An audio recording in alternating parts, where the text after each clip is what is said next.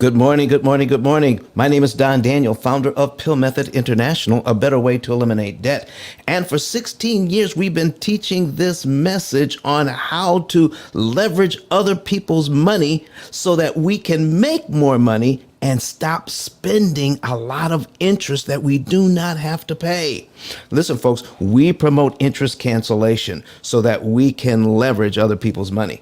Today, we're going to be talking about let's think like a bank. And why is that going to be important? Why is that important? Because we are taught to think like consumers, and consumers are encouraged to spend and not save. Encouraged to spend and not save. Encouraged to, when it comes to borrowing money, we are encouraged to borrow a lot of it. But most importantly, we're encouraged to pay a lot of interest on that money. Now, how are we encouraged to do that? It's funny because we're encouraged to spend a lot of interest by making us believe we're saving interest. Wow. Making us believe that we're doing the right thing when in fact we're doing something that makes somebody else rich. So if you want to come up to the stage this morning, come on up. Let's talk about it. Let's ask your questions. And I'm sharing it in the hallway. I'm also saying good morning to everyone. Let me see. Good morning in the chat. All right. Put a little sunshine in there.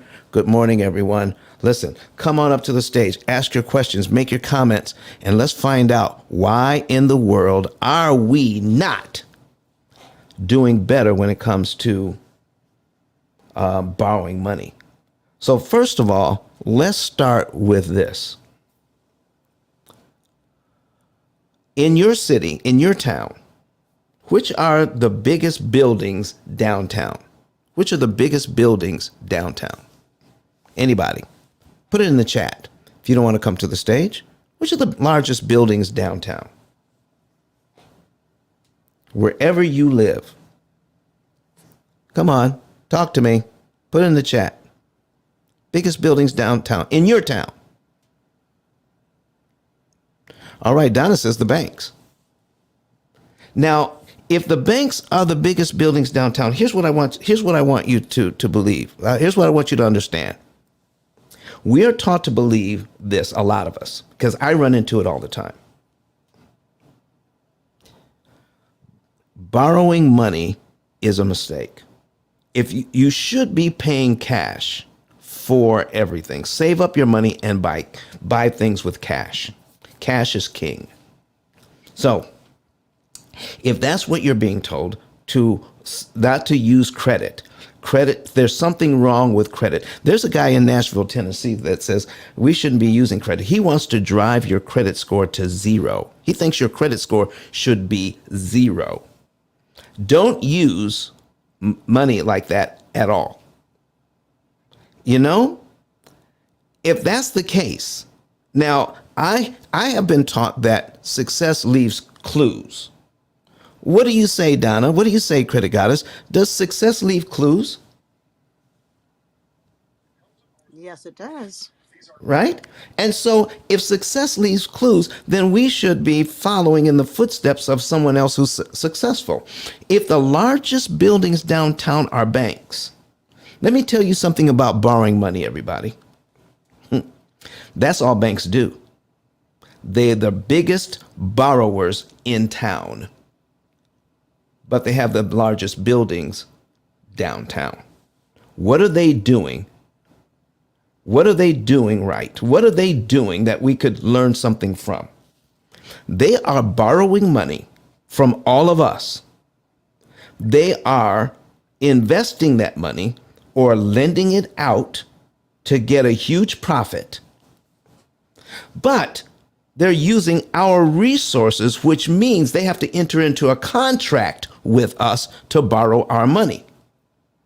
And that contract says they're going to pay us interest on the use of our money. Let me ask you this, everybody.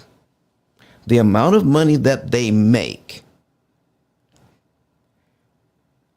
and the amount of money that they pay us to use our money to make that money, is that contract anywhere close to being fair?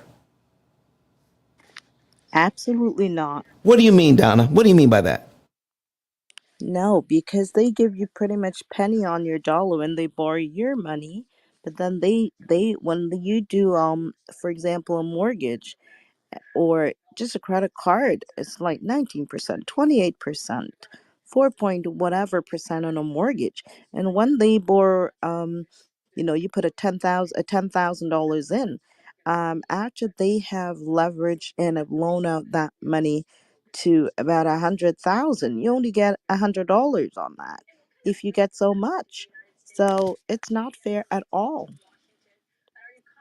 So if what they're doing is borrowing money, and what I'm hearing is that they're making a huge profit on that borrowed money, and then they turn around and pay us pennies on the dollar for the use of that money, then what are the clues that they're leaving behind, Miss Donna? What are the or credit goddess? What are the clues that they're leaving behind then?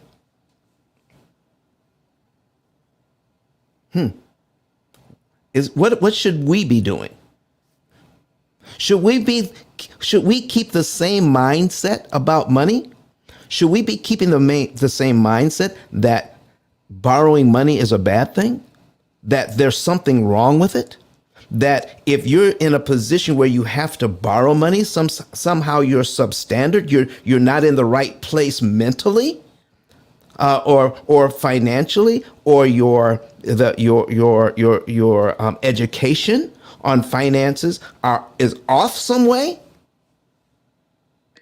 I would say your education on finance is, yes. It's not that it's off, but you need education on finance because you're gonna need to, because there is that money, the for your mortgage, whatever it is. However, the education is needed, and this is why we are here. So we're going to be learning how to save on the interest cost, what they are going to charge us to borrow that money, and at the end we're not going to be sitting 25 years paying a mortgage when it could be done in a quarter of that time. Like, I mean, you have 30 how much months you have to pay that mortgage over that lifetime.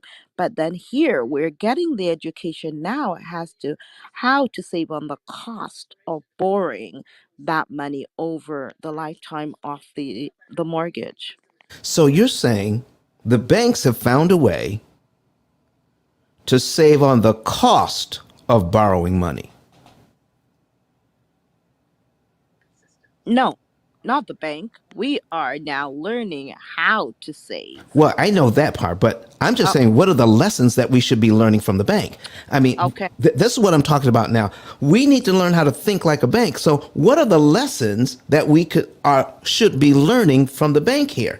Can somebody write down what they believe, what we should be learning from the banks, so that we can level up financially? What are they doing that we should be doing as well? Anybody? Miss Donna, what do you think? How to borrow their money and pay them little to nothing, like what they've done to us. Listen, what's good for the goose is good for the It's good gander. for the gander. Correct. So we should learn how to borrow their money, make a big old benefit or profit with it, and pay them pennies on the dollar for the use of their money. Listen, does that make sense, everybody? Listen, if you believe that makes sense. So, let's see. Ama, I'm sorry, Ahima says exactly. All right. Kenobi says shalom and good morning. Good morning, Kenobi. She's watching us here on YouTube. Thank you very much. But yes, exactly. That's what we should be doing. How can we think about and why don't we think that way, folks? Why don't we think that way? Where? Good morning, Jeremiah Sams. He's also watching us on YouTube. Why don't we think that way? Why don't we think like banks? Anybody? Do you have any do you have any idea as to why? Any theories? Anybody? Why don't we think like banks? Huh. Be- because 'Cause hi, we were not trained, like basically our education over years, just like how you said, someone in Nashville said you should not use credit card, you should keep it at zero. That's how a lot of us have been trained, is as you alluded to in your preamble, is that cash is king. So we did not know anything about, we just think, okay, the bank is there to lend you some money and you're going to pay over this time. We did not know that there are other ways in order to do the reverse psychology on the bank. So, it is with us getting this, it's like, we got to jump in and take action. Credit goddess, you were going to say something here. I think we don't think like the banks because of the fear. The fear of owing. That's what I hear a lot from people. So if we're afraid to if we're afraid to borrow because of the fact that we owe someone, we wouldn't have we we wouldn't have the ability to even think in advance, or having advanced tactics or applying advanced tactics, because in order for you to apply those advanced tactics, you have to actually get in the game, right? Practice, learn, get into the habit of things. And once you learn, okay, well, this didn't work, and okay, so I'm going to try this. And especially too, if you have the knowledge, like you're teaching right now you can start applying those the tactics that you're learning. So if you have never experienced, and you stay in the mindset that you're in right now, you're afraid to borrow because you don't want to owe. That's the reason why a lot of us don't have the opportunity to actually think like the bank. You have to actually get in the game to start thinking like a winner. That's right. That's right. That's right. So let's talk about that for just a second. Fear. Now, are the effects of fear, are they real? The effects of fear, what fear does to us. Nope, it's not real. I'm sorry? Nope, it's not real. What do you What they mean? say, the acronym stands for false evidence appearing real. So it appears real, but the fear that we feel, is it rational or irrational? It's irrational. It's irrational fear. So we are taught to fear something we should be embracing. But because we fear it, what's going to be the result of that fear? Not doing it at all. Or doing it poorly. Yeah, that too. Yeah. Okay? Not doing it at all or doing it poorly because of the fear that has been implanted. We won't try to learn how to do it right. Credit guys, let me ask you something, because you are Rose, you are in the business of helping people to level up their credit. You're a credit improvement strategist. So Yes. what would you over the years, why don't most people have a great credit profile? What is that contributes most to that mindset? What do you think? Well, it could be two things. Not having good credit means that you just never established one. They will call those folks no credit. But bad credit is when you're mismanaging your funds, right? Because every month you get a new progress report of how well you have managed your accounts. And these accounts are from creditors and lenders that you're doing business with, whether it's a credit card, you've built that trust that they lend you according to your to the data that they receive, which is from your credit report, your extended credit, and how well you use your credit or your credit cards is what's going to determine a score. And what contributes to the bad credit score is when people are over leveraging, when they're over leveraging, because we're talking about two variables. We're talking about credit, and then we're also talking about your income as well. Over leveraging is when you are spending more than what you have.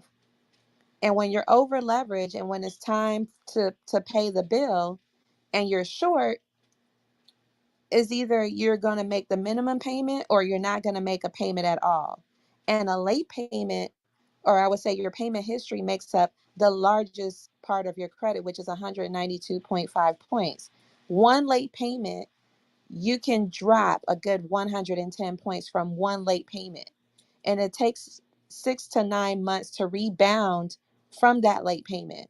And when you are late again, it drops your score even more. And it takes 3 years to rebound from two late payments and 7 years to rebound from three. And that three late payment consecutively result to a closed account. And that's why it takes 7 years to get that closed account removed off your credit. So that is what's affecting people the most, is when they're over leveraged.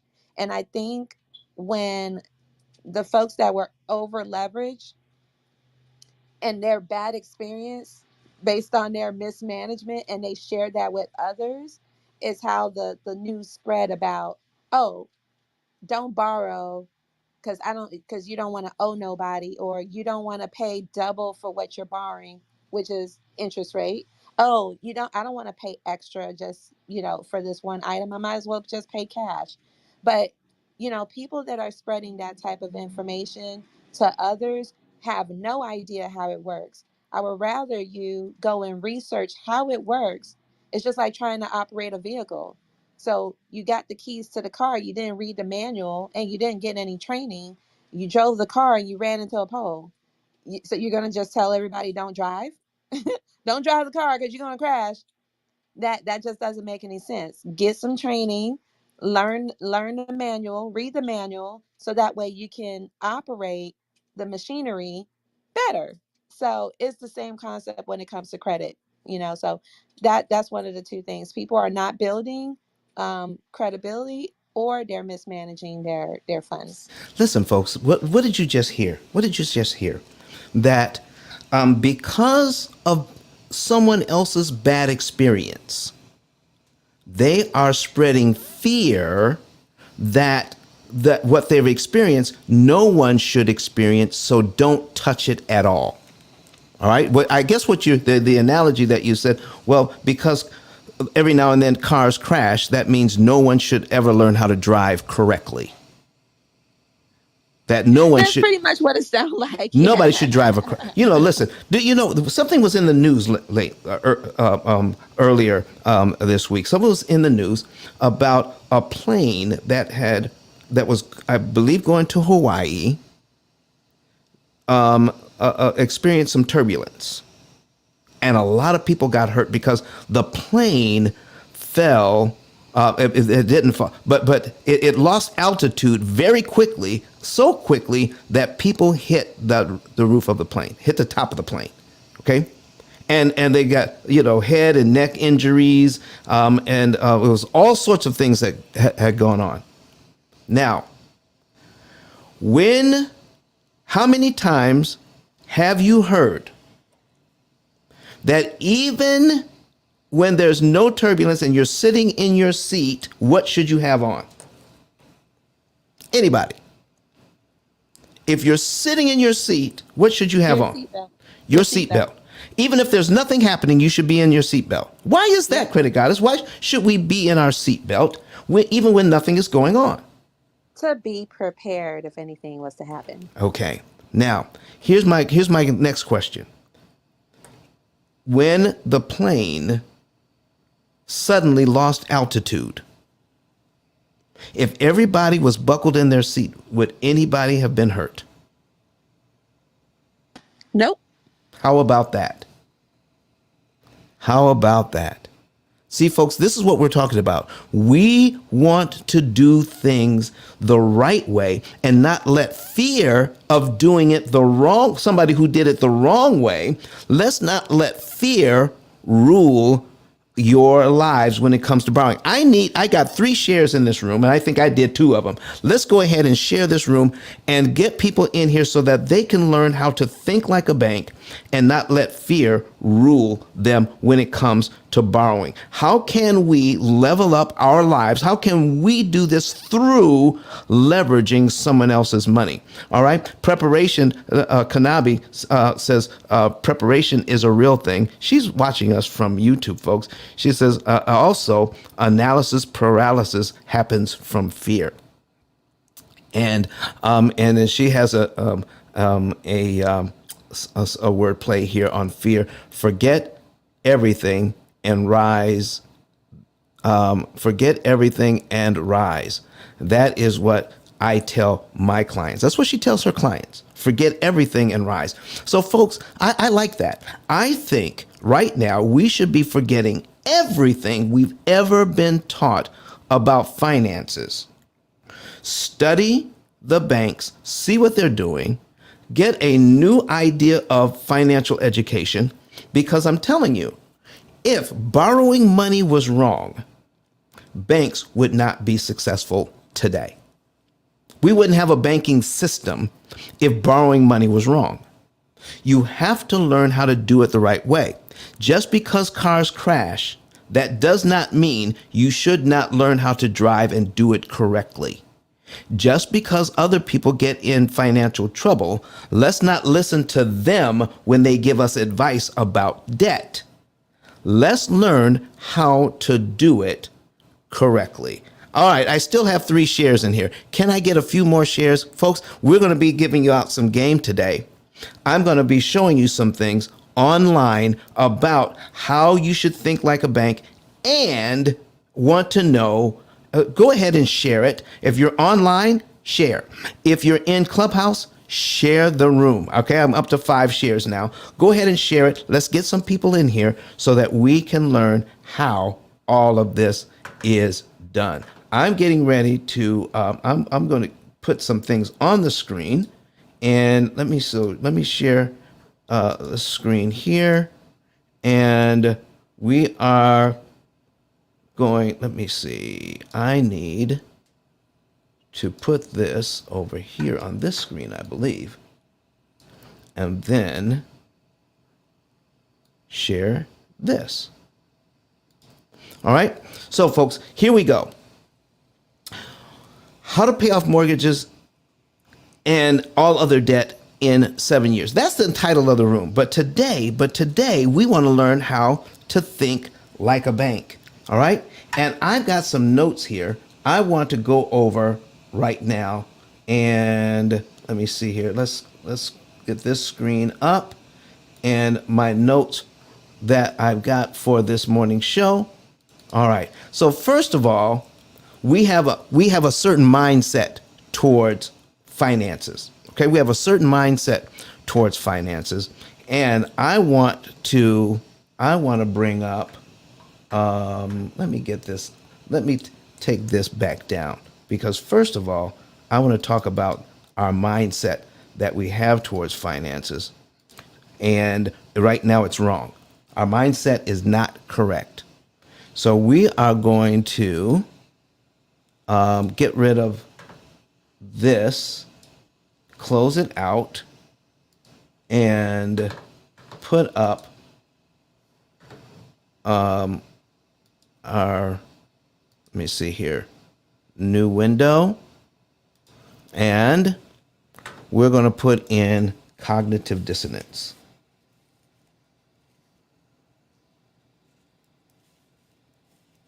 What does that mean? Cognitive dissonance. All right, so we're taking a look at that.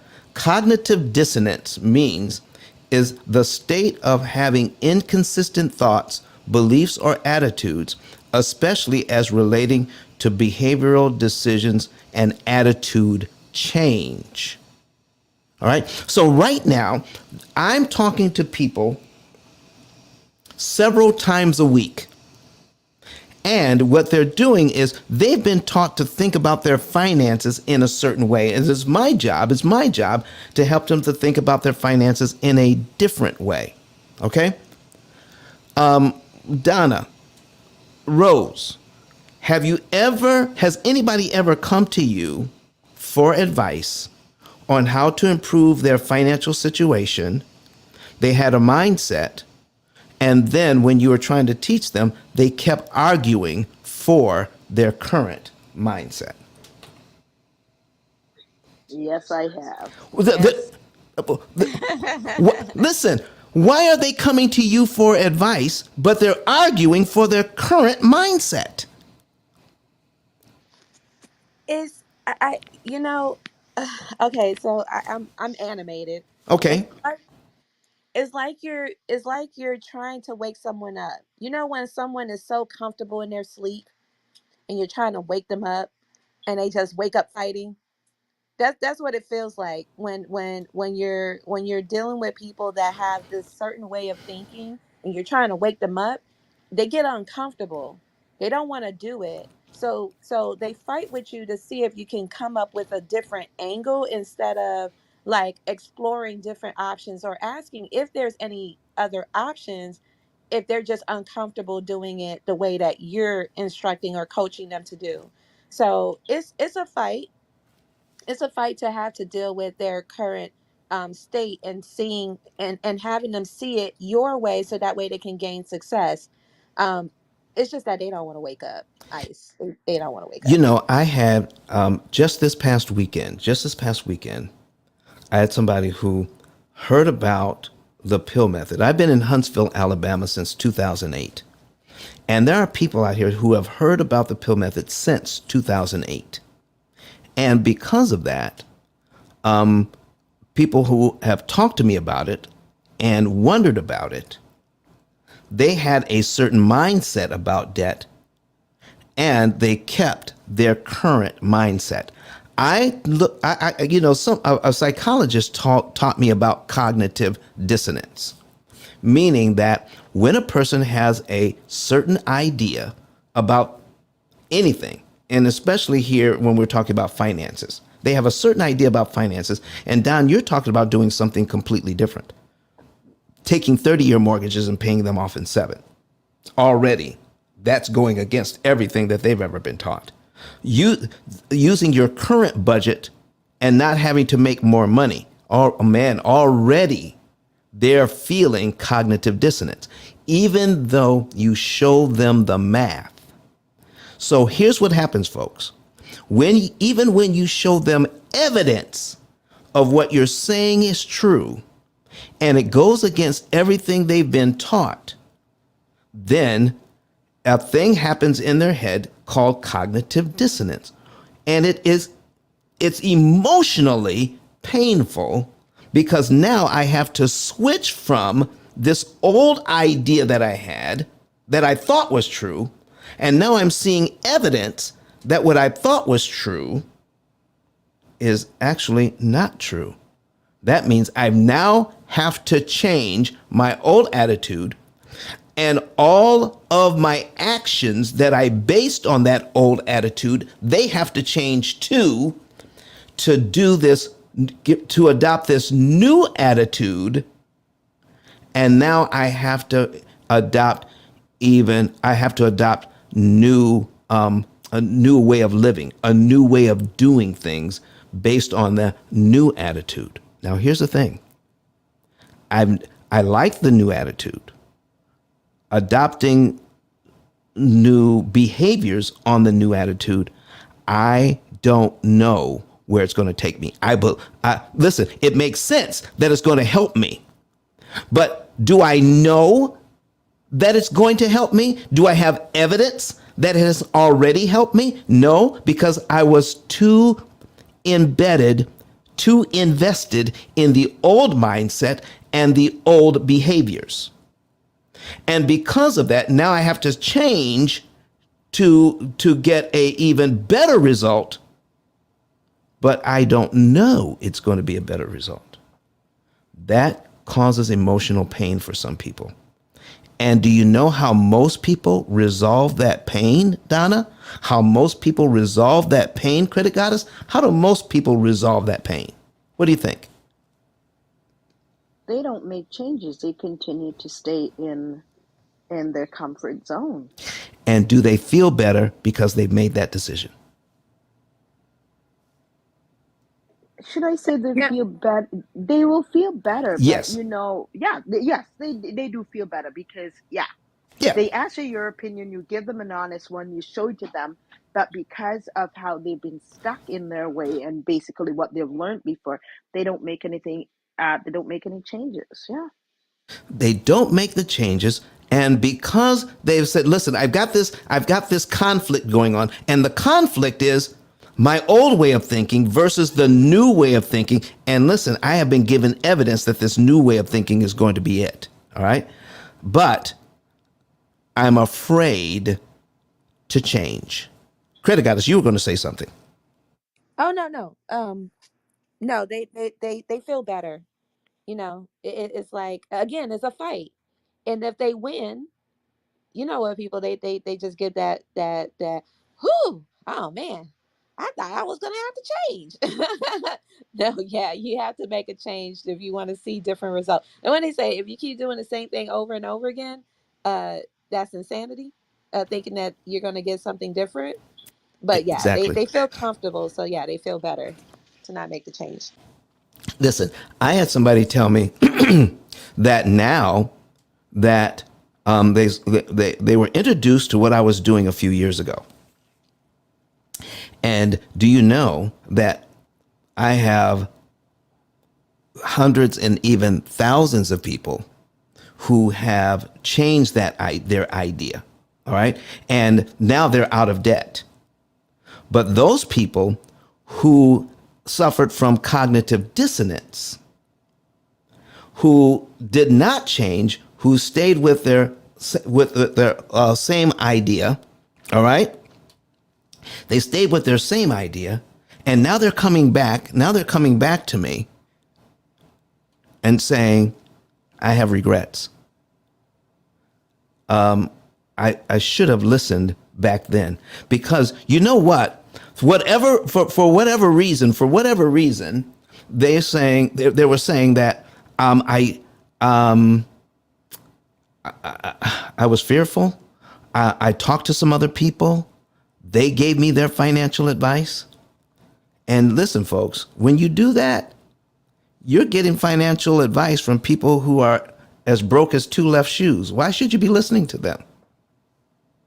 Okay? So here's what else is happening.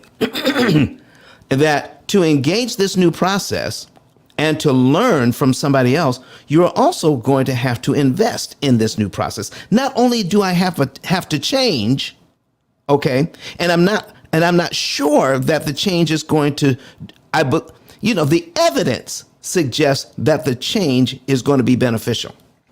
The evidence suggests that, but I don't have personal experience, because the only thing I have personal experience with is what I've been doing.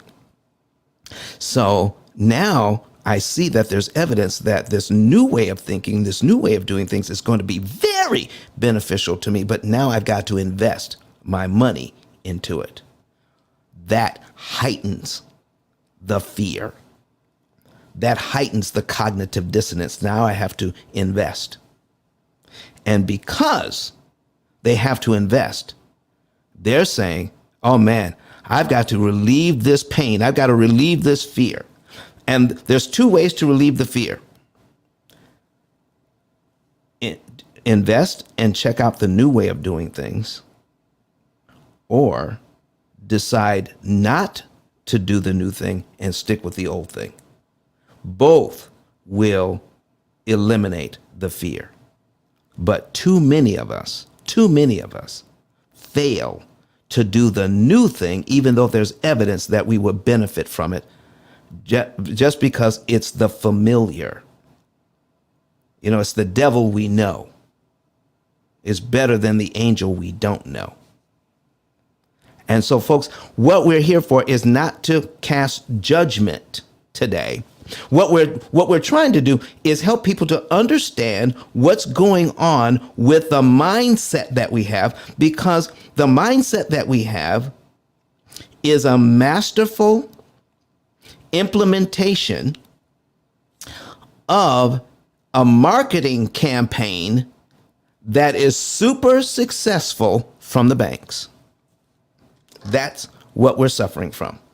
A marketing campaign that we are given this mindset, thinking that we're helping ourselves, and it keeps us in debt forever. Somebody is making a lot of money out of it, from it. But when somebody comes along and says, you know what, all that interest you just paid, listen, I tell people all the time, when I put together a program, let me give you an example of what I'm talking about, folks. I put together a program.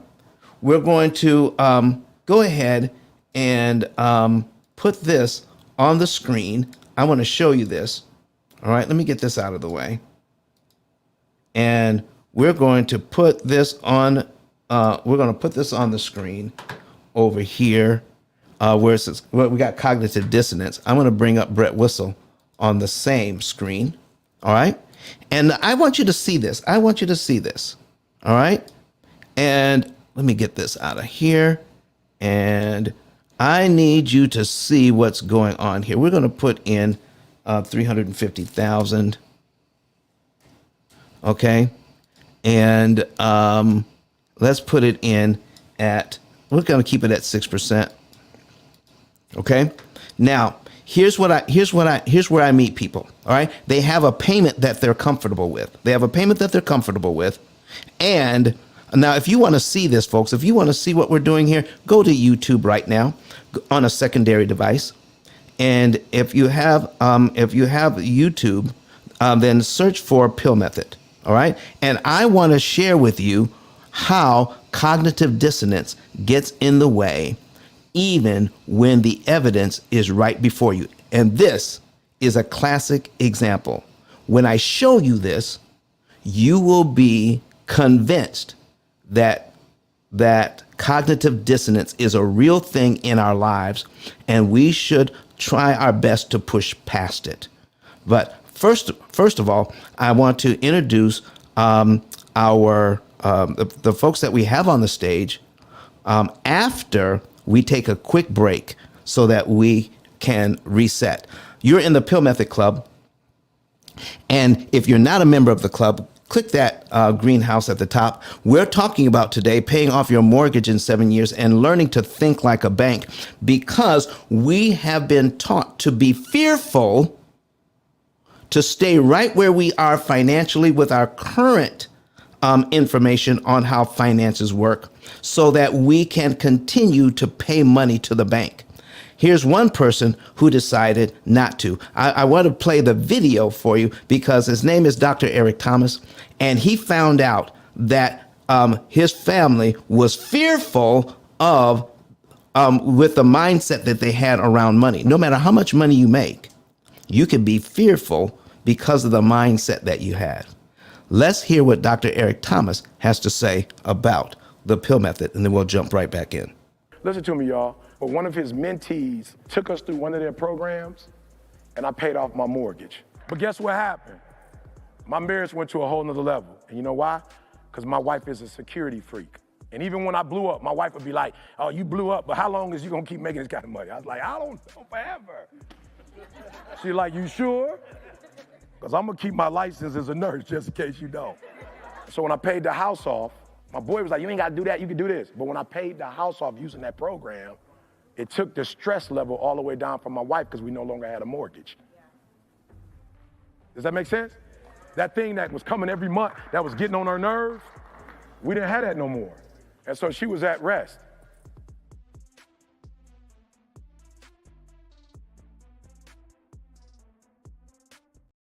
Folks, here's a man started out and got to the point where he's making $50,000 an hour. Then he graduated to making $75,000 an hour. He has been paid by corporations up to $150,000 per hour, but his wife, with had that same mindset that they both grew up with, the mindset that what if it all goes wrong? What are we going to do? So instead of trying to deal with that old mindset, then Dr. Eric Thomas, decided that he needs a new way of thinking about his money and a new way of thinking about debt. And when he did, he paid off his mortgage in record time by using interest cancellation techniques, using that program, the PIL method, using interest cancellation techniques, paid off the mortgage and all the other debt. And instantly, his wife said, "Oh man, that fear and trepidation is now gone." He says his marriage went to a whole new level because of that. So, folks, there's going to be a benefit from changing your mindset when you see the evidence. So, first of all, we have some moderators on the stage, and I want to start with Miss Donna, and then we're going to work our way down. I need you to go ahead and introduce yourself, Credit Goddess, and then Vernita. Let's go ahead and introduce yourself and tell the folks what you do. Go right ahead. Miss Donna, are you there? I'm here running from downstairs. Good morning, everyone. Donna England here. I'm located in Canada. I'm a longtime buy and hold real estate investor, specialize in assisted living, independent living, providing care for adults and seniors. You can check my bio for whatever I've missed. You can give me a follow on my IG, and I thank you. All right. Thank you very much, Donna. Rose, are you there to do an intro? All right. She's busy right now. Rose, when you're ready, come back, flash your mic. Vernita, how are you doing? All right, Grand Rising, Don. Always happy to be here. Hey, Donna, Credit Goddess, everyone in the room. Always appreciate the pill method. So I am Vernita Adele. I am your resident anti-racism speaker. I believe in Black people thriving. My platform is called America's Hot Sauce because Black people are America's hot sauce. And I love this topic this morning. I think it dovetails into conversations that you and I have had, Don. And as I have started on this journey to become debt free and to change my financial, the way I experience money, and my vision around it, and my behavior around it, it is so critical to this platform. When I talk about Black people thriving, and particularly Black people thriving as the antithesis to white supremacy, it has to be on all cylinders. It is Black people thriving 360 degrees, physically, mentally, emotionally, spiritually, definitely financially, culturally, and with our relationships. And so it's almost like I have started this quest. I have to make myself the guinea pig, where if I'm going to be able to best be in the position to help my community grow and thrive, I have to be thriving myself. So I am excited, as always, about what, Don, would you bring to the table to continue to grow with the pill method, and for anyone in this space, understand that it may be different from what you know, but it's like, but what I know is what got me here. So it's time for me to be able to be willing to expand my mind and see how I can make a change going forward. So that's my spiel. Bernita, unapologetically Black, and done speaking for the moment. Thank you very much, Vernita. Credit Goddess, are you back? When you are back, please flash your mic. We want you to go ahead and do an introduction. So, folks, on your screens right now, if you are in Clubhouse and you want to see what we're talking about, go to YouTube and search Pill Method on a secondary device, on your tablet or your laptop, so that you can see what we're doing. And we have a $350,000 mortgage at 6%, and the payment is $2,098.43. I want to show you what happens. I'm going to go down to 60 months. That's 60 months in. Okay, 60 months in, that's 5 years into this mortgage. All right, very comfortable. They were paying the mortgage, no problem. Everything was good. They thought they heard that what I could do for them is better than what they were doing on their own. But one of the things that we're going to show them that once that they've been into this mortgage for 5 years, making that payment, they've actually paid this mortgage down by $24,309.93. Okay, they paid their mortgage down by that. What they did not realize is they've already paid out $101,595.87 in interest. That is what they did not realize. Got into the habit of making that payment every single month. And I mean, they got comfortable with it. I mean, do you see now how wrong that is? How painful that is? That there's something wrong with paying down your mortgage by $24,000, but you also paid out another $101,000 on top of that? Now, I want you to think about that. I want you to imagine I just presented you with this information. Do you realize when I show people this, that they see this and they're hurt? They are undone. Some of them even gasp. Some of them even say bad words at the time I share this information with them. I then show them there is a way to pay off the $325,000 that you still owe, the $325,000 that you still owe, and how to do it much cheaper.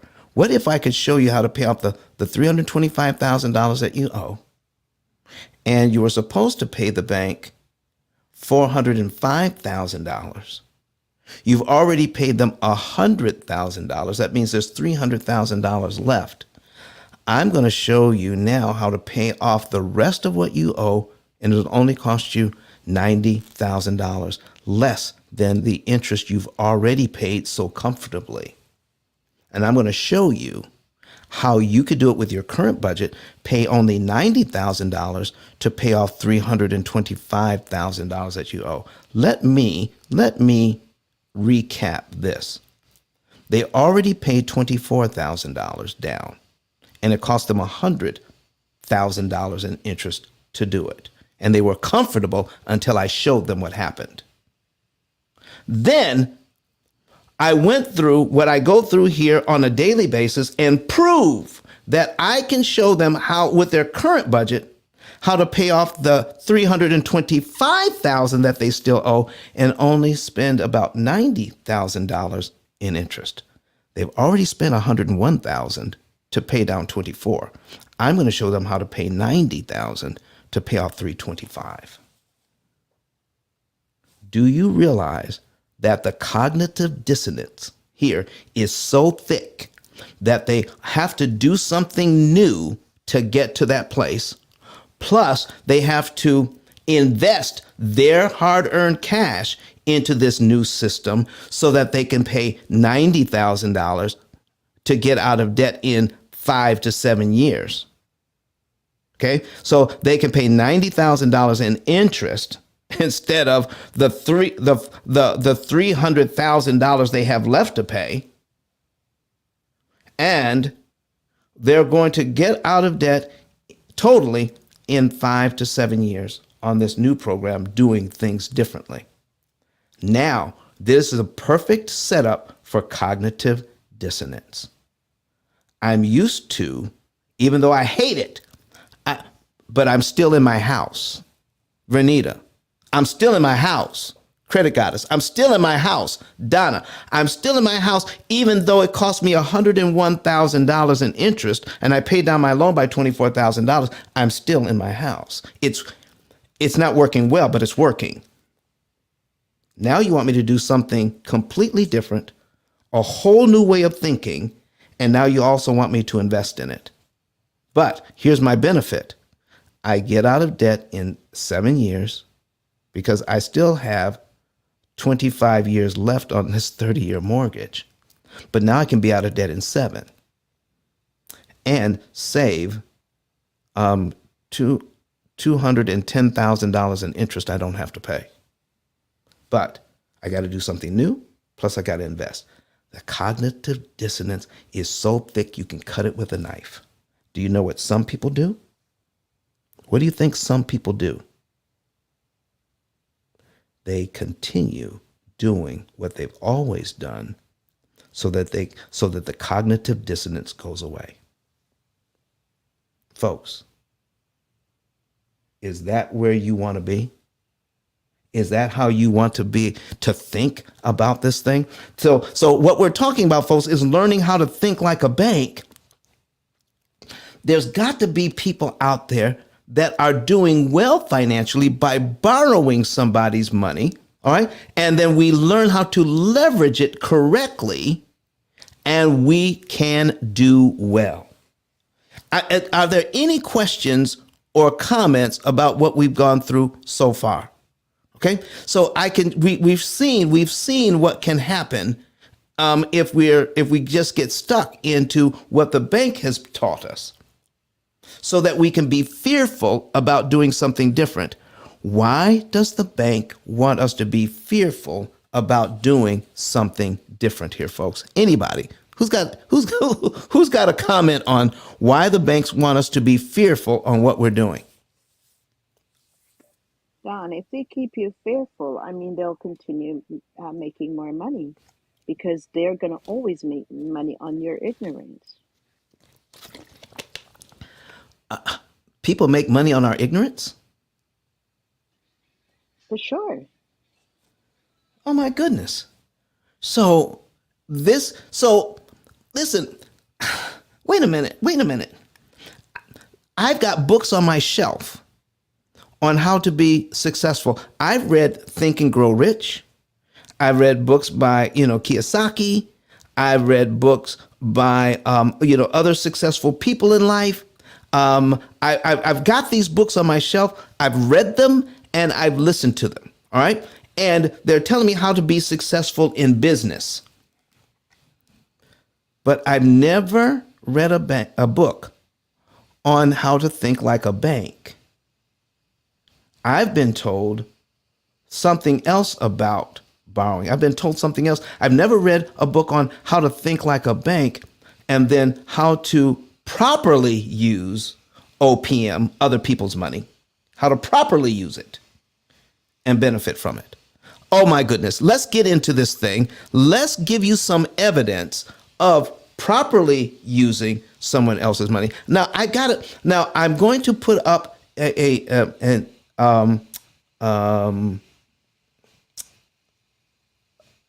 this is not what we prescribe. I want to make that clear. This is just an example of how you can leverage somebody else's money. We're going to get down into, we're going to dig down a little deep on this. All right. But what I'm not doing is teaching this as a way of handling your money. What I am teaching is that there is a way of dealing with your money that can benefit you. There's some basic concepts here. All right. I'm getting ready to show you some basic concepts.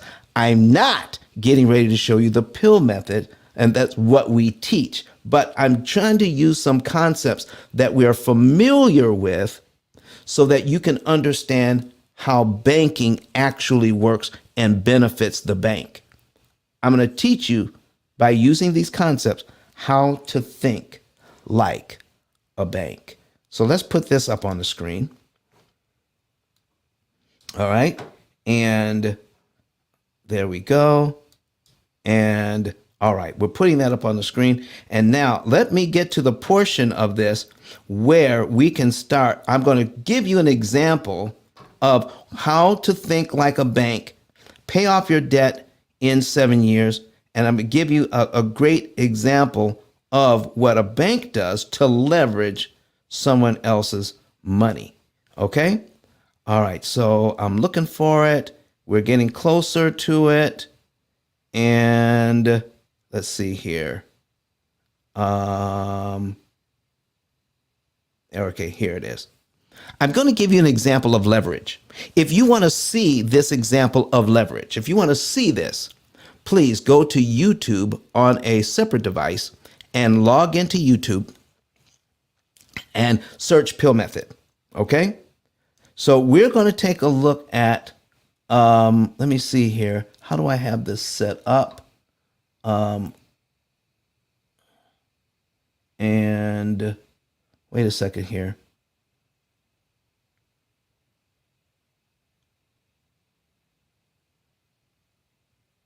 Okay, so here's what we've got. All right, let's put it on the screen.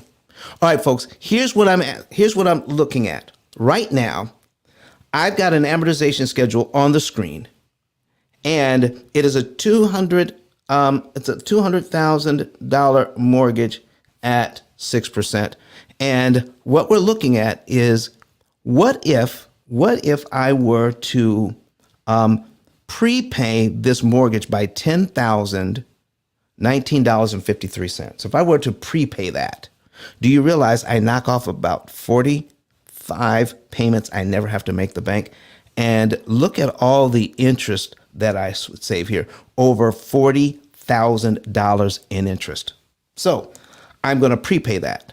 Now, again, this is just an example of what it would mean to get a great benefit from borrowing. I am not saying this is what we should do. All right, that's the caveat. What if we borrowed that money though? What if I didn't have it? What if I borrowed that money, the $10,000? What if I borrowed that $10,000 and put it on the debt? Let's see how that would work. Okay, so I'm going to borrow the money, apply it to the mortgage, and what it does is 45 payments, okay? 45 payments pay down the mortgage with $10,000. All right, what's next? What can we see from doing that? Look at the amount of payments we eliminate and what the benefit is by applying that money to the mortgage. All right, so that is a total. All right. If I were to do this naturally, like the bank wants, it would cost me $53,959.50 to acquire a $10,000 benefit. If I were to do it the way the bank wants me to make 45 monthly payments. All right. So let's see what else we have here.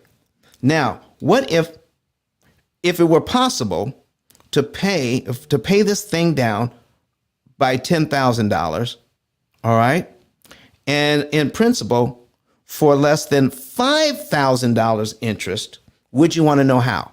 Now, right now, to pay this loan down by $10,000 cost me $43,939.97. But if there was a way to pay this thing down for less than $5,000, would you want to know how? I need you, if you want to know how, put some number 9s in the chat, all right? If you're online, go ahead and do that. Somebody's trying to sell us some stuff online. Let's get rid of them. Let's block them out, all right?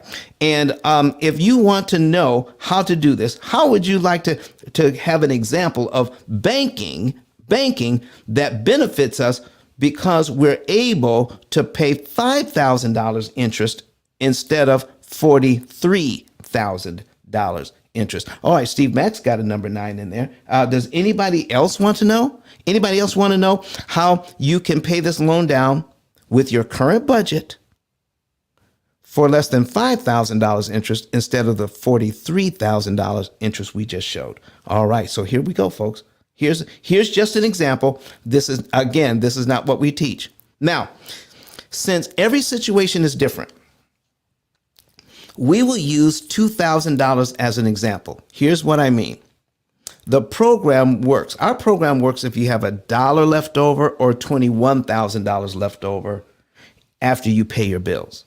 So the basic theory is after this particular couple or person pays off their bills, they have about $2,000 left after all the bills are paid on average.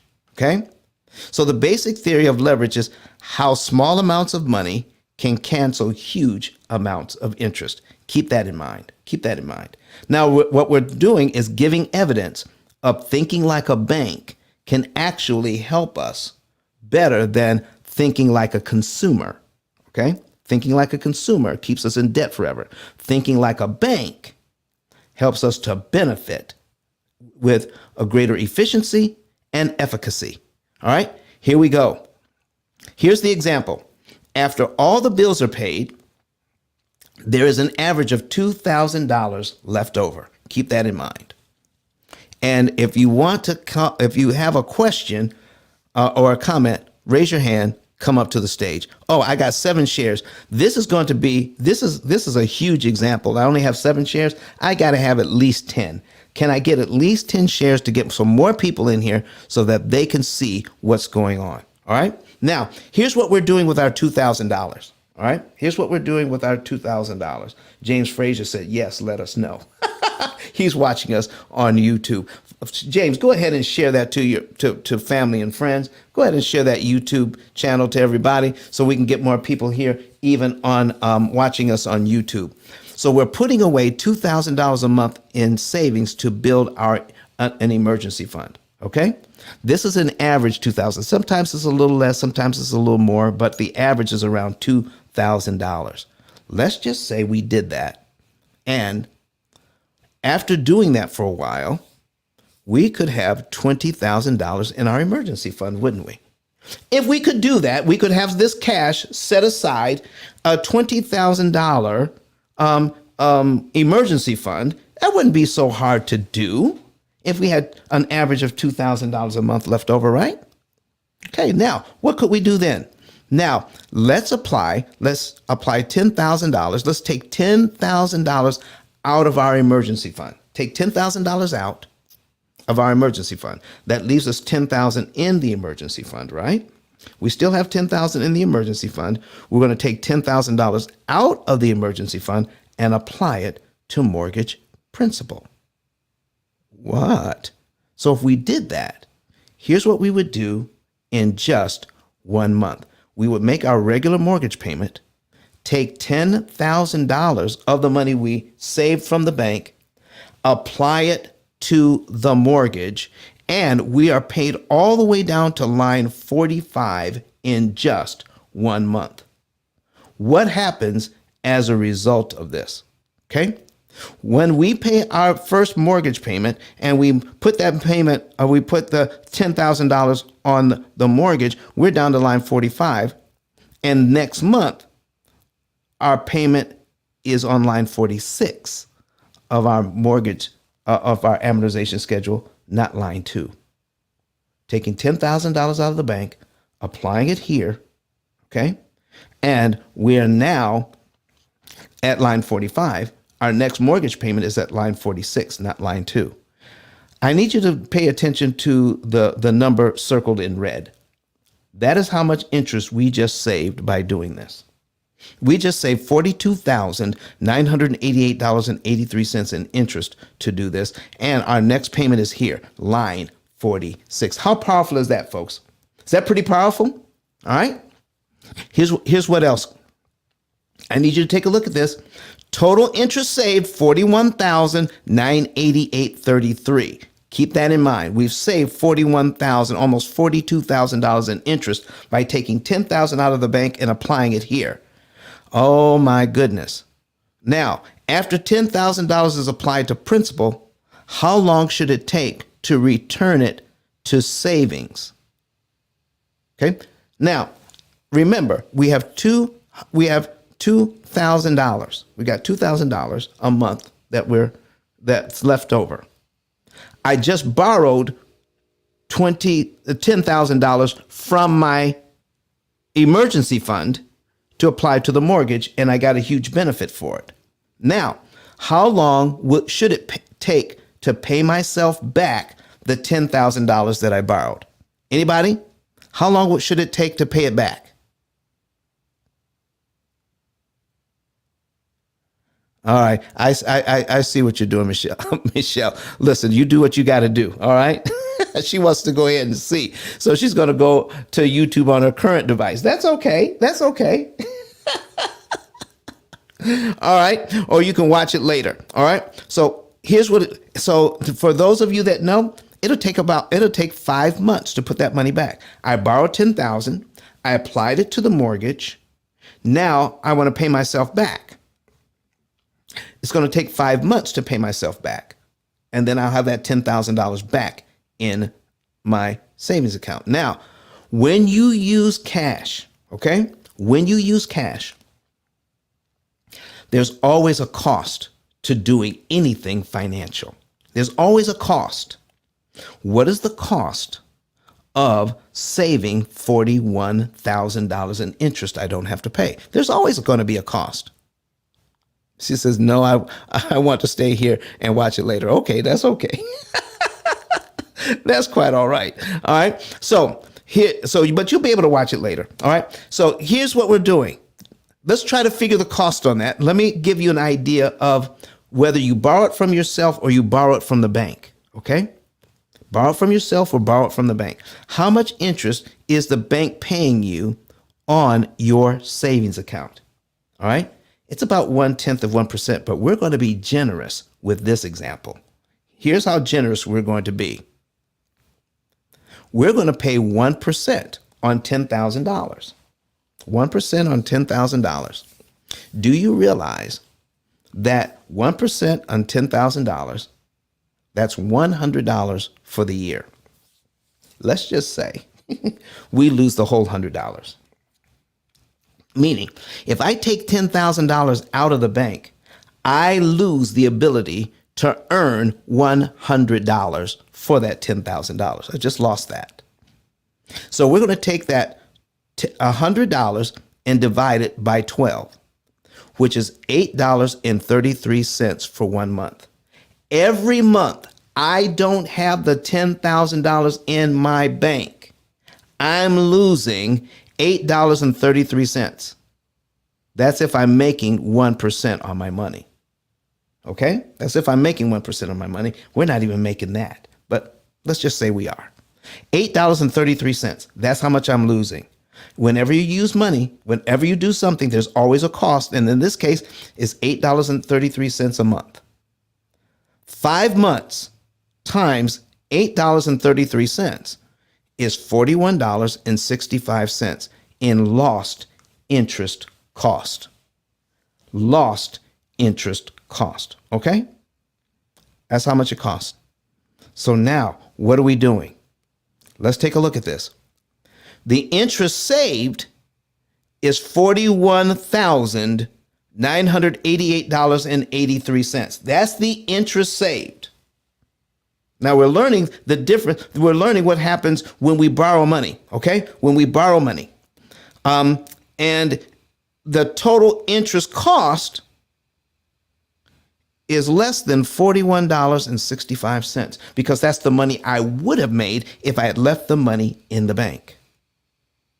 Folks, how powerful is that? Now I borrowed the money from myself. What if I borrowed the money from another institution? Oh my goodness. Let me show you this. I'm going to put my amortization schedule back on the screen here. All right. Put my amortization schedule back on the screen. And I'm going to put in, oh my goodness. I'm going to borrow that $10,000. Okay. I'm going to borrow it at 10% interest. Okay. I'm going to borrow it at 10% interest. I'm going to set it up for 5 years. Okay. That's 60 months. Okay. I'm going to pay them back. Now, remember, I have $2,000 left over every month, right? I have $2,000 left over here. But I'm still going to borrow this $10,000 for 60 months at 10% interest. And I'm going to apply it to that mortgage, which is 6% interest. So Don, you're borrowing you're borrowing at 10% interest so that you can apply $10,000 to a mortgage, which is a 6%. on the face of it, it doesn't quite sound right, does it? Okay. So here is what I need to know. How much is this costing me monthly? Here is my interest only payment, $83.33. $83.33.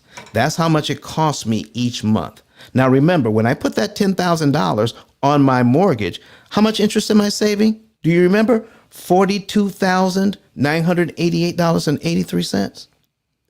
And how much is it costing me per month to use the bank's money? $83.33 in interest to use their money. My payment is $212.47. So, about how long, if I have $2,000 left over every month, about how long should it take me, even though I borrowed it for 5 years? If I wanted to pay it back fast, I have $2,000 left over. Would it take me about 5 or 6 months to pay the bank back? Let's just say it took a total of 6 months because I got to pay a little bit of interest, right? So let me put my calculator on the screen. All right, we're talking about cognitive dissonance. We're talking about thinking like a bank here, thinking like a bank. So I'm borrowing money from somebody, all right? And I got a big old benefit for it. I just saved almost $43,000 for that big old benefit and knocked off 45 payments I never have to make. I did that. And it cost me $83 a month. Okay, $83 a month. And let's just say, as I'm paying back the loan, you pay less and less interest. But let's just say I don't. Let's just say it's $83 a month for 6 months. 83 times 6 is a total of $498. That is the absolute most interest I would pay if I paid the bank back in 6 months. It cost me $498 to borrow their money. What did I do with their money? I leveraged their money. What did I get out of it? I got $42,000. Oh, let me put that back on the screen. I gotta put it back on the screen. I can't help it. Here's what I got for using that money. I got $42,988.83. Let me put my calculator on the screen over here. Oh my goodness. Let me put my calculator on the screen. All right. Uh-oh. I went too far.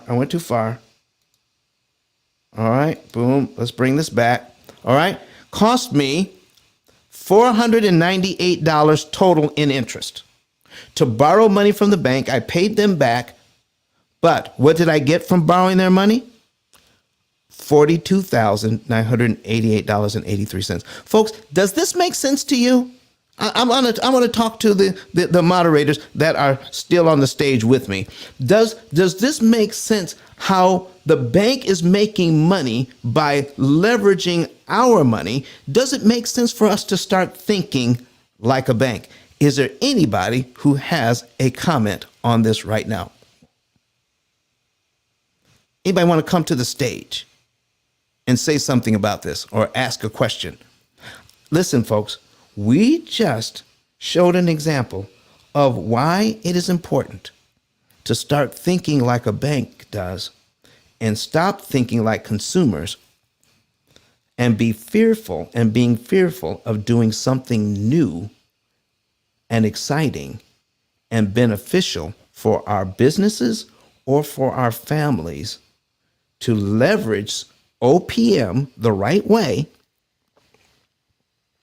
and get a big old benefit for it, because that's how banks think. All right, let me see. Is there anybody else? Somebody raise their hand that wants to come to the stage? All right, I don't see anybody. All right. Oh, there it is, Leland. All right, I'm sorry. Let us invite him to speak. All right, Leland, come on up. Leland, how you doing today? Hey, good morning, Ice. No, I was just listening to you. If does that same principle apply outside of that first payment as well? Knocking it down like that. I know every month on that chart's different, but if you were like in your payment like 2 or 3 years, but you dropped $10,000, would it still drop that much on the interest like that? It most certainly so it will remove as much interest as it's supposed to remove at that point. And then It whenever you get to the chart, you said you're at on the first payment. If you'd done it that way, you'd be on the 46 month on that chart, and then you would just continue to pay what the chart says after that. Yeah, yeah. You would continue to pay what the chart says until you're ready. Now, if you could put that money back in 5 months, would you be eligible to do it again, Leland? Oh, yeah, for sure. If you can do it that easy, then you could do it over and over. Oh, so you're saying I could pay myself back in 5 months and do it again? Pay it back in 5 months and do it again? So that's how you're saying you can do it in 7 years. Just repeat that. Rinse and Hey, man, repeat. that's genius. I like your thinking, boss. Rinse and repeat, man. That's what we're talking about. Thinking like a bank. My goodness. I am so happy to be getting in here. This is our last show before Christmas. And I want to make sure people get this for a really good Christmas gift. And listen, if you want another, it may not come till after Christmas. All right. It may not come till after Christmas, but it's still a good holiday gift because people are doing their New Year's resolutions right now. If you want the basics of this information, why not get it in a book? All right. Why not get it in a book? Why not go to Amazon and search for the P.I.L.L method, a better way of eliminating debt. Buy it for yourself and give it out as gifts for people who are now developing their New Year's resolutions so that they can handle their finances much better, so they can learn how to think like a bank. Stop thinking like consumers. Learn how to leverage the bank's money a different way. Oh my goodness. I just love this. All right. So does this make sense? Does this make sense to you? The reason why we're here, folks, is to tell you the truth about money. Get rid of cognitive dissonance. Get rid of thinking like a consumer. Start thinking in a way that's going to benefit you. How to leverage somebody else's money at a much lower interest cost so that you can benefit greatly in the future. The amount of interest that you did not pay, you can use that money to invest in your family. Because the example that we showed before is that the bank wanted this family to pay $400,000 in interest on a $350,000 loan. We're going to show them how to pay a lot less to pay off the house. So the interest that you didn't pay, what if you track that? What if you say, I would have paid this, but I didn't. So now, why don't I just pretend to pay that to the bank, but I'll pay it to myself instead into my investment? This is what we're talking about. This is how regular people become millionaires, by investing the money they would have paid the bank in interest. Oh my goodness. Is there, listen, any other, Leland, did you have any other questions or comments of what you've learned so far today? Yeah, I did. Wouldn't it make more sense to do this method that you're talking about versus paying the PMI as well? Because you would lock down more that way too. So all the money you'd put towards the PMI, just do like you're talking about. Or does that make sense? Well, listen, there are people who have that idea, you know? So how do we we have to first think, what are we doing to get rid of PMI? All right. What are we doing to make sure we don't pay PMI? So let's talk about that for a second. So what ways, Leland, do you know of to eliminate PMI from our mortgage? Well, just like you said, just pay it down faster. The more you pay, the faster you pay that PMI down. But I just got into a new home like on the 9th of this month. So that's kind of why I already told my wife this morning, go eliminate that chart. that immunization chart schedule right now at her work. So. But yeah, just pay it down quicker, and then you would pay your PMI down faster. So what you're saying is to do it. All right. Well, listen, Leland, here's the thing. If you work on this on your own, you will definitely save time and you'll definitely save interest. But when you pay the right amount at the right time, do you want to save some interest or do you want to save the most amount of interest that's mathematically possible for you? And that's all off that chart, right? No, it's not. So I need to get the book. What you need is to get a computer that can actually do all the math for you and tell you this is the amount of money that you pay. This is the month you pay it in. This is the day of the month you pay it on. And here's which loan to attack to make sure you pay the least amount of interest. And if it's not on that amortization chart, where do I go on the computer to find the exact month and what's the best We, month to we- attack that? well, we wrote a computer program that's called an opportunity cost calculator that does all of it for you. Okay, I need the link. All right. So what you would do is go to pillmethod.com or I can put my link at the top of the page. I'm putting it up there now. Let me put my link up. ice10k.com. All right. And we'll put that at the top of the page. So you can go to ice10k.com, click that link, and there's a button that you'll find that says Get a Savings and Earnings Report. By filling out the financial form that will come up, all right, Leland, then my staff will take that information and then tell you the month, day, and year you could be debt free, not just on your mortgage, but all of your debt is paid off in an average of 7 to 9 years. Everything. We'll tell you the month, day, and year you'll be done and how much interest you could save by using our calculator. And I'm telling you, there's nothing on the planet more powerful than that calculator. You can save interest on your own. You can save time on your own. But the average person doing this on their own is going to pay about $50,000 to $70,000 more in interest than they need to because they did not optimize their movements. Make sense? Oh yeah, for sure. I'm gonna get on there this evening and see what's going on the site and get that. There you go. Because every time, Leland, if you have an amortization schedule and you pay, let's say you pay $1 ahead of time, that messes up that whole amortization schedule you just had. It's done for. It is no longer accurate for what you're doing now because it's changing. And because it constantly changes, and because the average client has about 13 different debts with 13 different amortization schedules, who's going to keep track of all that? It's impossible. There are millions of calculations that need to be done to figure out what to do and when. This is what the opportunity cost calculator actually does for you. All right. So let's get that going. And I would love to be able, since you got that mortgage, I would love to help you and your family get out of debt very, very inexpensively. All right. Let's not give all that money to the bank. So, and what we're going to do as far as the investment for the program is concerned, once we figure out how much interest you're not going to pay the bank, our program gets a small percentage of the interest you were supposed to pay the bank.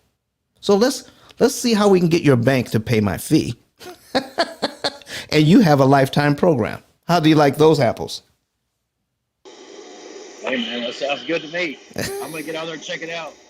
All right, man. So listen, if for some reason you lose the information I just gave you, just go to pillmethod.com. It's there. There's a button in the middle of the screen that says Get a Savings and Earnings Report. There's two ways in which to find us. Any other questions or comments? Leland? No, that's it for right now, but I will be in touch. I screenshotted all that. Google and screenshotted what you told me, so I'll have it in my photo. Excellent, excellent, excellent. All right, folks. Listen, We put up a very good example of what it means to be locked into a mindset as a consumer, but doing something different. And we talked about borrowing money at a 10% interest rate to put on a 6% loan. And I showed not only is it beneficial, but it is way more beneficial than you ever thought possible, because now we're doing the math involved. Now, again, that's not the pill method. What that is just a way of showing how banking is done, how they can borrow our money, get a big old benefit for it, and pay pennies on the dollars for the use of it. So if I can borrow $10,000 to save myself $42,000 in interest and only pay the bank less than $500 to do it, isn't that giving them pennies on the dollar for using their money to save me $43,000 in interest?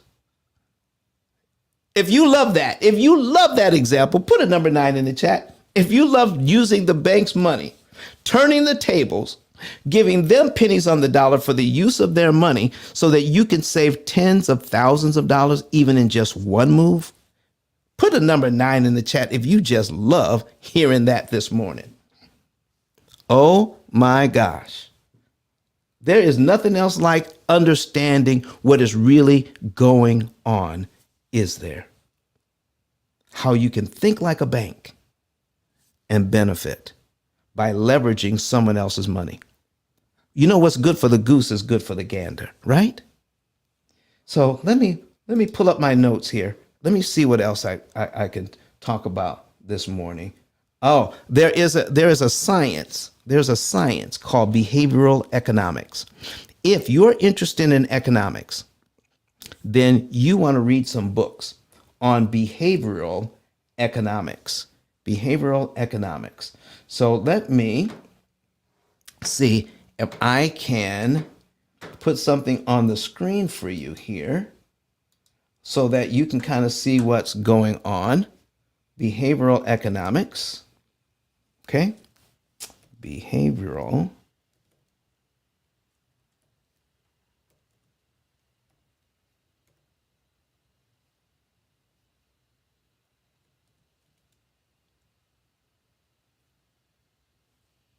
All right, behavioral economics.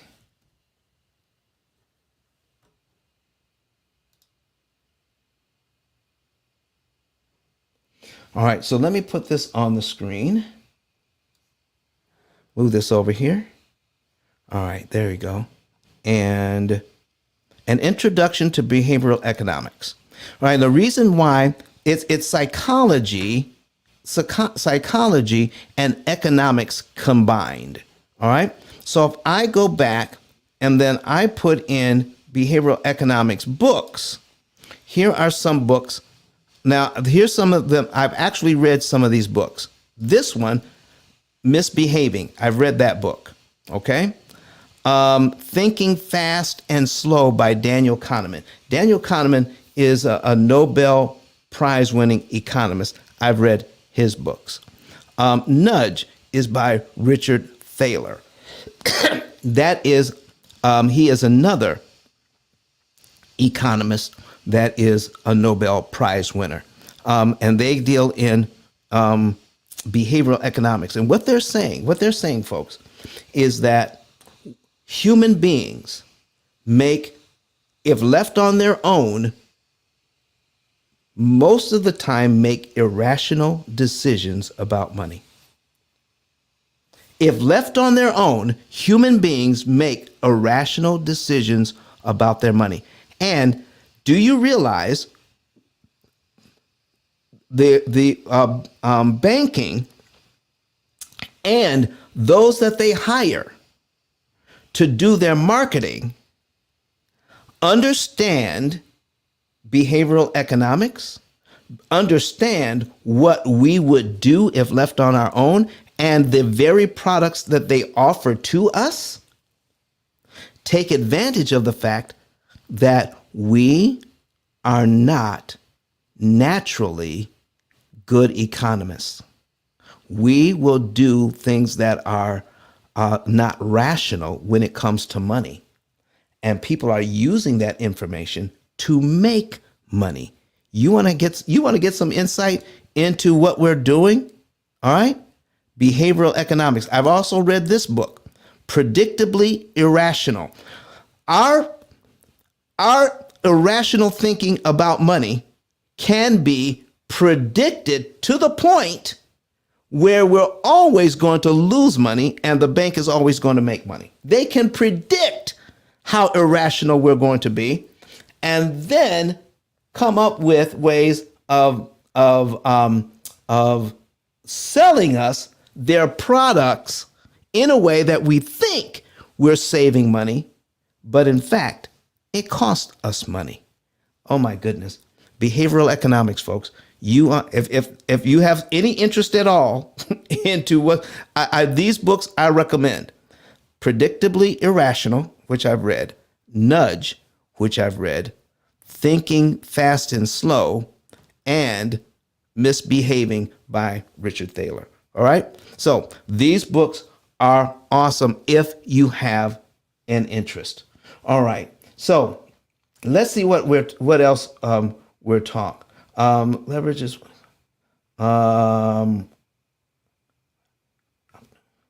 okay. Now we already talked about the opportunity cost calculator, but let me talk about this. Let me take all of this off the screen because we're going to wind things down for Christmas unless I get some more questions.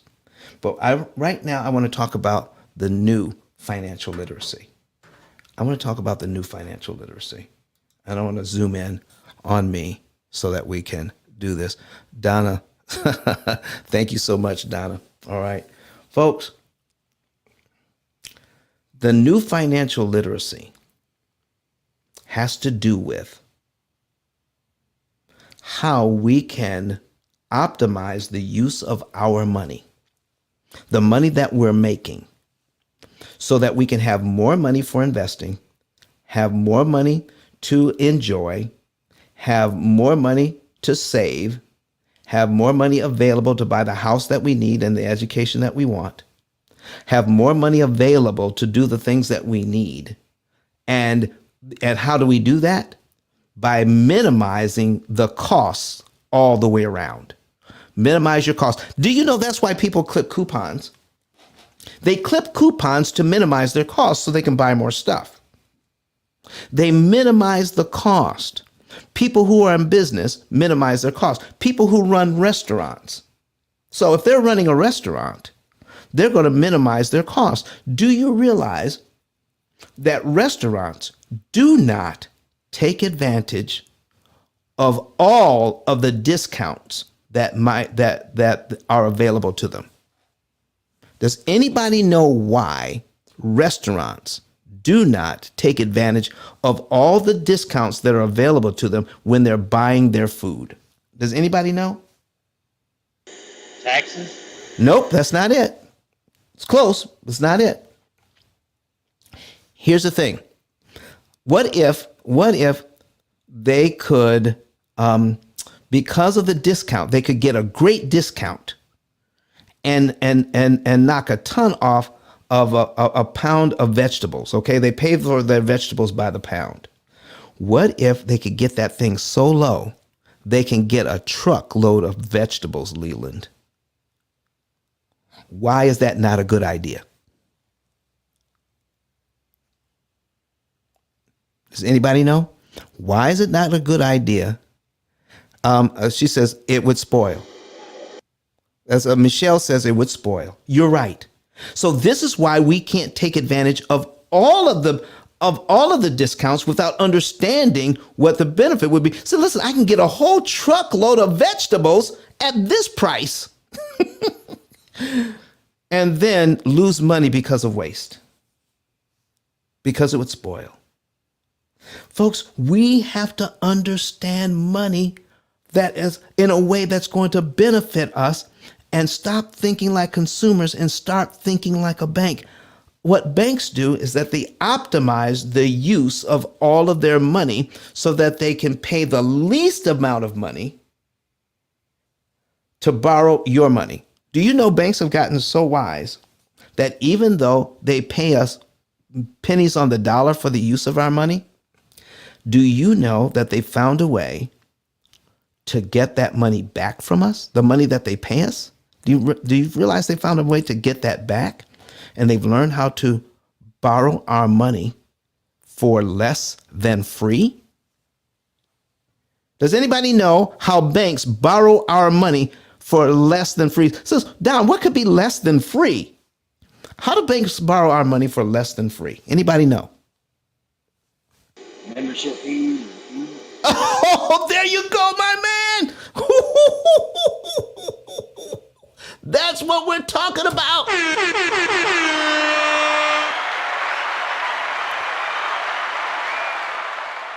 So they pay us a little bit of money to encourage us to get in there, all right? But then they charge us fees.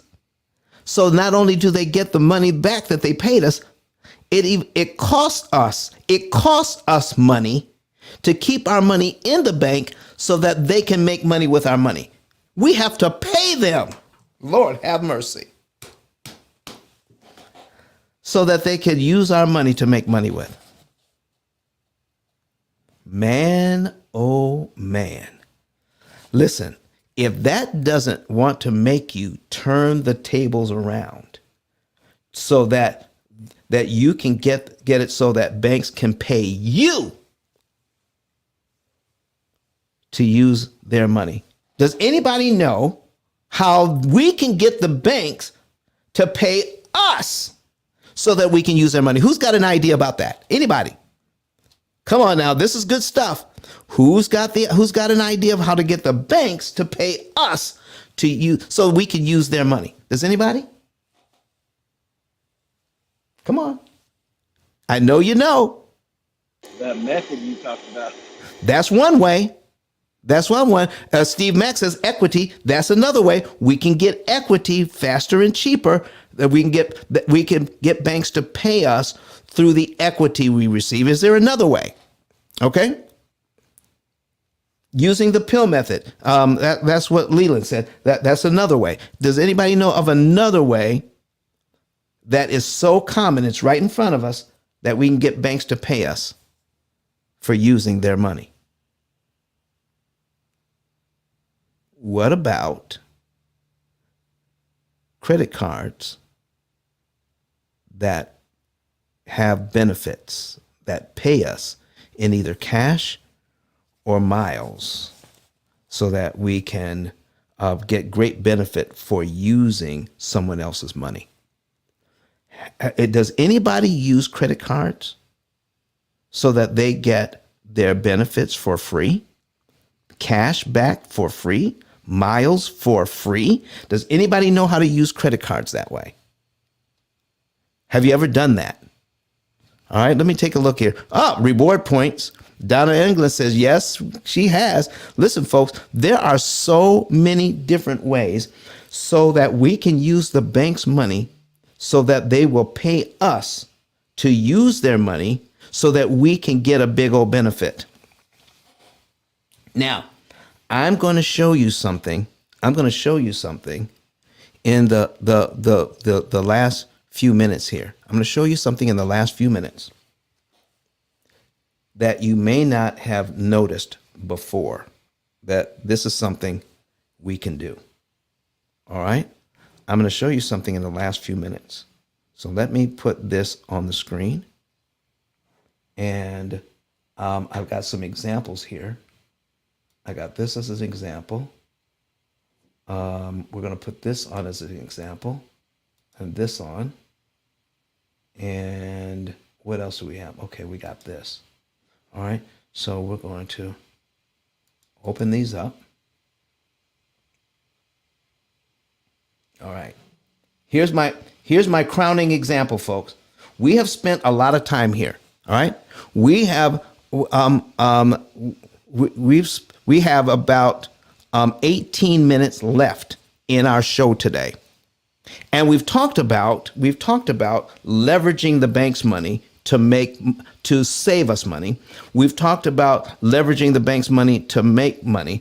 But now let me talk about leveraging the bank's money to make a whole lot of money. Let me show you some examples of this right now. And here's one of them. I want to talk to you about the concept of a virtual 0% mortgage. The concept of borrowing money virtually for free to buy your house. Anybody want to know how that works? Huh? I need some number 9s in the chat if you want to see this. In the last few minutes we got here, here's my Christmas gift to you, is how to, we're going to learn how to borrow money for free. And not only that, but to make money buying a house. How do you make money borrowing money? Leland says, "Oh God." Jeffrey West says 9. He put a 9 in the chat. Do I have number 9s online? Do I have some? Oh, Jeremiah Sam says yes. You've got months. Okay, there we go. All right, James. Thank you very much for making your comments and answering those questions. We appreciate you, James Frazier. All right, and listen, we've got more people. Listen, the 9s are coming out of the woodwork. All right, let me give you an example of what I'm talking about. And I need you to zero in very closely in the last 16 minutes we have left in the show. Okay? 16 minutes left in the show. We're going to learn how to make money here by using the bank's money. All right? I don't want that. I want to get this out of the way. All right? Where did that? Come on now. There it is. All right. So here's what we're talking about, ladies and gentlemen. How to make money using the bank's money. I love this with every fiber in my being right about now. This is what we're talking about. Do you see this example on the screen? Let me bring this up so I can see. I need to see as well. There we go. All right, there we are.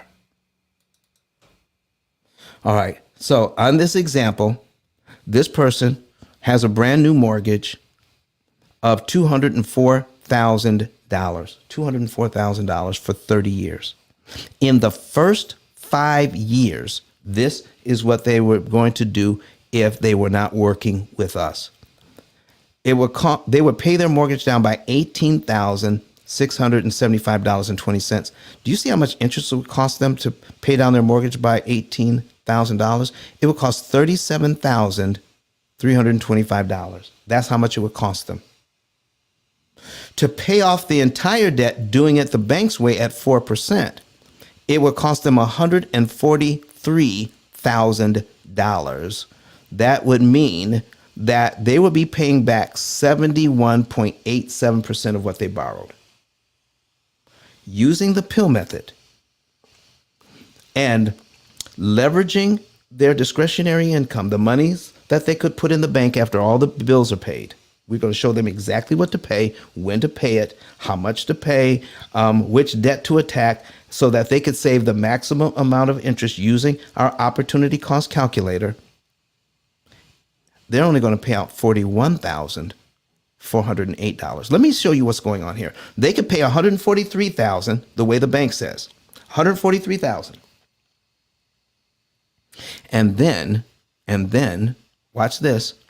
Pay off the $204,000 in 30 years. That's if they finish in 30 years. 9 out of 10 people will never pay off a mortgage.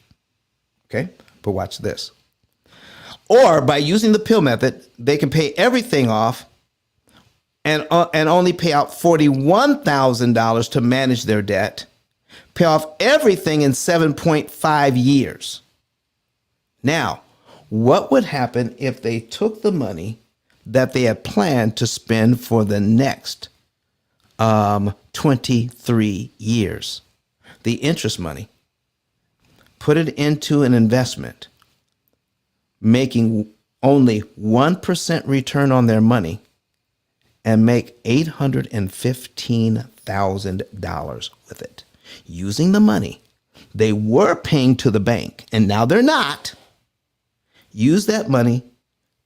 Pretend you're continuing to pay those payments to the bank, but pay it to an investment that only pays 1% interest on your money, and turn it into $815,000. Folks, this is more money made than they've ever paid in interest in their entire life.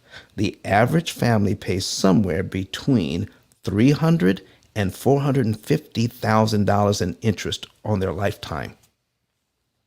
How would you like to put yourself in a position where you could essentially say, all my loans, I got more interest back than I've ever paid out, which is better than a 0% loan, because now you're making more money than you've ever paid. If this makes sense to you, put a number 9 in the chat. Put a number 9 if it makes sense to you. So if I could pay this off and only cost me $41,000, and I could take the money that I would have paid and invest that money and turn it into $815,000 at 1%. What if you could get a better interest rate than that? Oh my goodness. And not turn it into $1,000, but $800,000, but over $1 million. Here's another example. Somebody made, we showed them how they can turn it into $600,000. Okay? Here's a commercial example. Instead of paying the bank $1,123,000 over 20 years, okay, $1,123,000 to borrow $2.2 million in their real estate investment, instead of paying $1 million in interest, how about only paying $231,000 in interest? How about that? Take that money that they would have paid and turn it into $9 million at 1% return on their money. Folks, this is what we're talking about. If you want to think like a bank, if you want to really think like a bank, not only do you want to save money in interest, not only do you want to pay off all of your debt in 7 to 9 years, you want to take the money that you would have paid the bank and then turn it into profit for you, so that it turns out that when you subtract the amount of money that you've paid in interest from the money that you've made in interest, it is a virtual 0% interest. It's like a negative number now, okay? You're going to make more money in interest than you've ever paid. Think like a bank and start making money using the bank's money. Use the bank's money and turn it into a profit center for you. This is what we do for our clients. This is our Christmas gift to you. All right. So we're getting ready to get out of here. But make sure you at least get the book today. Go to go to Amazon and get the P.I.L.L Method book, A Better Way to Eliminate Debt. Get that book today. Also,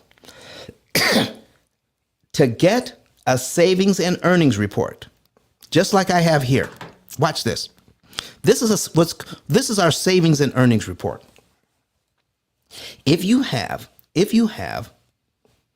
a desire to save money to pay off your mortgages and student loans and everything, all right, and then save a lot of money, and then use that money you would have paid in interest to turn that into wealth building for your family, get a savings and earnings report today as well.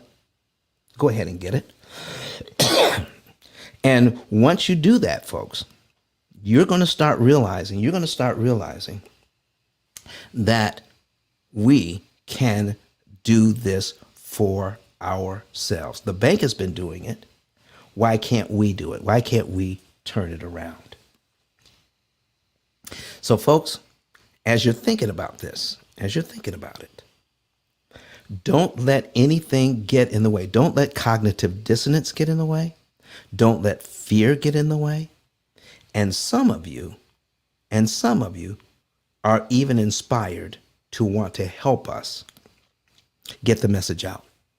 If you want to help us get the message out, I have added something new to my 10K card, ice10k.com, ice10k.com. If you will go to ice10k right now, go to the link, all right? Right now, go to the link and pull it up. You'll see two buttons. Become an affiliate of the P.I.L.L method. Fill that information out. And that's all it takes to become an affiliate with us. And then, if there are people out there that you know that are tired of doing what they're doing and they want to do something different, to pay off their debt, to think like a bank, to make money instead of giving the bank all of their money, then direct them to our YouTube channel. Have them watch some of our videos and then follow up with them in a day or two. No more than 2 days.